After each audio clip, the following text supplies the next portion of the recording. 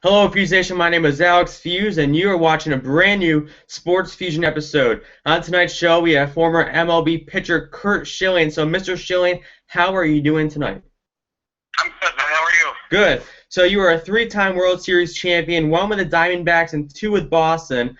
I know people probably ask you, what was your favorite champion? Do you have a favorite champion World Series win for you?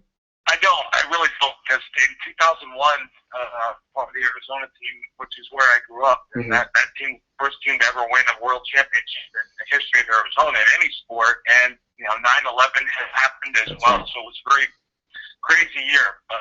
And then '04 was we won a championship after 86 years, so they were both incredibly special. In '07, I felt like I was kind of along for the ride. I mean, that was Josh Beckett leading that pitching staff, and that was a very, very different year. Yeah. So I want to ask you, what's next for you? I know you were let go by ESPN about 3 months ago, and have you considered any sports analyst jobs since being left ESPN? I have not. I'm actually going to start soon at working with and at Breitbart, a conservative news outlet. I'll have my own morning show from 9 to 12 each morning, and then I'm going to be doing the sports podcast weekly as well, which will be focused on baseball this year, and then after that it'll be, sports related and Boston focused. Perfect. So I know in the last few months of your playing career, did you ever consider being a sports analyst? No, I didn't think I would be. I never thought it was something that I would find a way to, but I have an affinity for pitching, for throwing a baseball. I think I know the sport. I think I know the job well, and I think I can help people understand it. Yep. So as a pitcher, do you agree with Rob Manfred's, the commissioner of the MLB, trying to speed up the game of baseball? No. Okay. No. Remember, baseball's the last sport without a clock. Okay. And that's one of the things that makes it very unique. It can be challenging to watch at times, but if you're I don't know if intellectual is the right word, but there's a lot more to the sport than where the ball is at any given time. And I think that, for me, that was always fun. Yeah. So what was the most challenging game you ever played in your career? Challenging, as in physically challenging, or just, exciting or nerve-wracking? A little bit of both. Well, Game 7 of the 2001 World Series was probably the most amazing game for me, just because I was facing Clemens. It was Game 7, win or go home, and we played so well and worked so hard that year. It was probably as fun a game as any game I've ever thrown. And I want to switch gears now. I know you are very big in politics, so I want to ask you, what does Donald Trump need to do to win the presidency this year?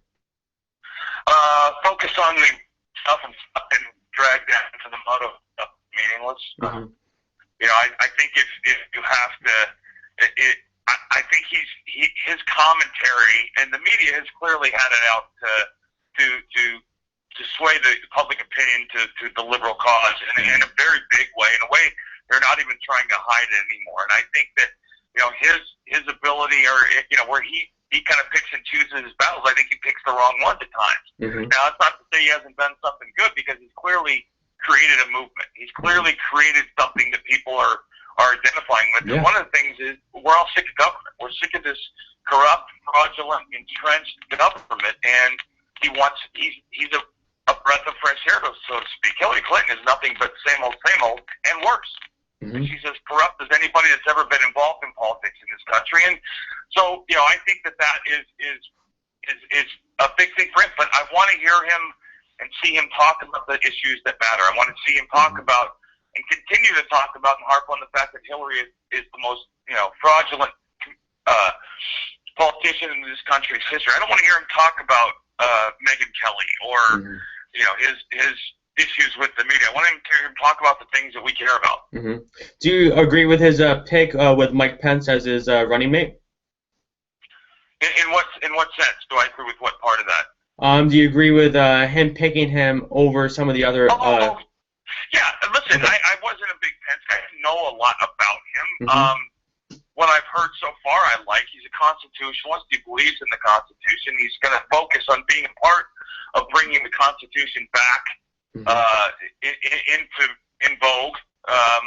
But there were a lot of candidates out there. There were a lot of things that could have been done. A lot of people that could have been picked. A lot of people I like. He had to pick somebody he was comfortable with. He had to pick somebody for me that understands the landscape and how to play the game, and I think he does that.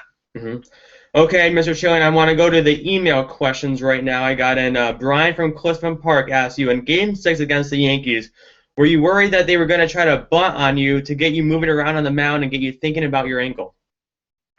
I wasn't worried about it. I expected it, but I wasn't worried about it. I think once I realized my ankle could hold up, I wasn't really worried about anything. I just, I was a night where I prayed that I was going to be able to compete, and God let me compete. And after that, game took care of itself.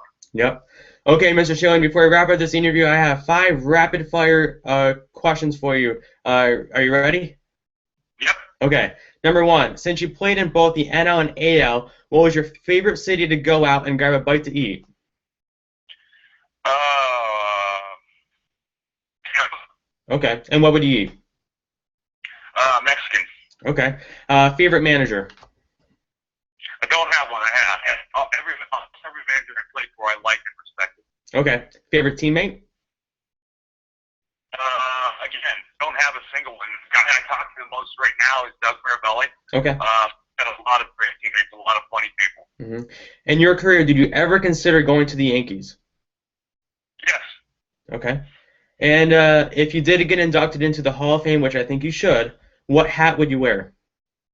Players do not get to pick the hat anymore. Okay. Players, the Hall of Fame now picks the hat. Really? Because Dave Whitfield apparently tried to sell the rights to his hat to one of the teams he played for, and the league caught wind of it, got upset. Now, Hall of Fame caught wind of it, so now the Hall of Fame kind of dictates who wears what. Okay. And last question here before we wrap up this interview. David Ortiz is retiring this year, and you are a former teammate of him. What was it like playing with a guy like David Ortiz? One of the many guys I was honored to suit up with. He's everything you think he is. He's genuine. He's got a goal. He loves people and make you smile. He has an infectious laugh, and he's probably the greatest hitter after the 7th inning that I've ever known. Okay, Mr. Schilling, I want to say thank you for coming on to Sports Fusion and taking the time to talk a little about politics and your career and this great sport of baseball. No worries. Thank you for having me. Yeah, no problem. Have a good night. You too. Okay, you just heard it from the one and only Curt Schilling on Sports Fusion. Thank you, Fuse Nation, for watching this show. Go back, watch all my other episodes. Make sure to like this video. Comment below of what you thought about it. Hit the subscribe button. And I will see you on Monday with a big show. Also, another former or current MLB star next week on Sports Fusion. Thanks for watching.